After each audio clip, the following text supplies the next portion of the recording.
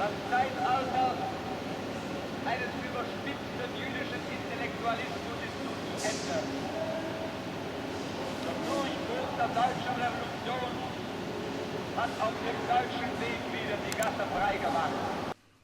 Goebbels, who had not been present during the feasting, now made an applauded entrance. He was no man to improvise a word or two of greeting. He had typewritten sheets, of which copies had undoubtedly already been given to the press. He welcomed us in his Rhineland accent, with its not yet expunged peasant tones. He called us friends in a double sense, of the art of the cinema, of the new Germany.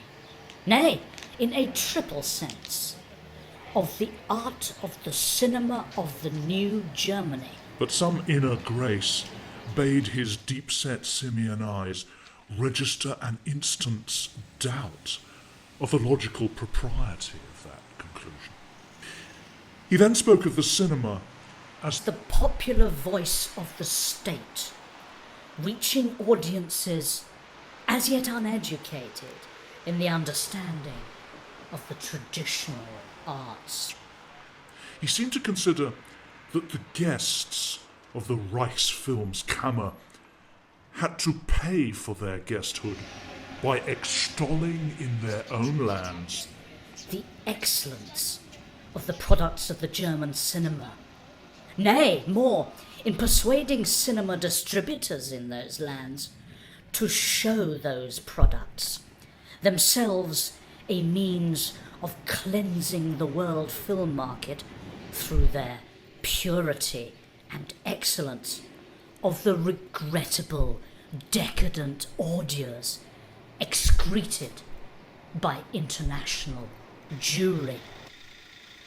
For the Third Reich spoke for sanity everywhere. The National Socialist philosophy had purified and made strong a Germany long corrupted by international ordure excretors. Germany, by her example, would yet save the world. I had felt sick before and had been saved by Sekt. Now I was beginning to feel sick of the Sekt. I would, I knew, shortly have to vomit. The Reichsminister seemed to have 3 or 4 closely typed pages still to get through. I started gently to move towards one of the open windows. The aims of the artistic policy enunciated by the National Chamber of Film might be expressed under 7 headings. Oh, Christ. First, the articulation of the sense of racial pride, which might, without reprehensible arrogance, be construed as a just sense of racial superiority. Just, I thought, moving towards the breath of the autumn dark. Just like the Jews. Just like the... This signified not narrow German chauvinism, but a pride in being of the great original Aryan race, once master of the heartland, and to be so again. The Aryan destiny was enshrined in the immemorial Aryan myths, preserved without doubt in their purest form in the ancient tongue of the heartland. Second, but at this point I had made the open window.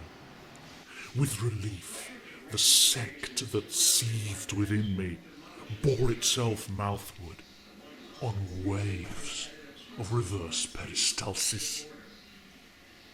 Below me, a great flag with a swastika on flapped gently in the night breeze of autumn. It did not now lift my heart. It was not my heart that was lifting.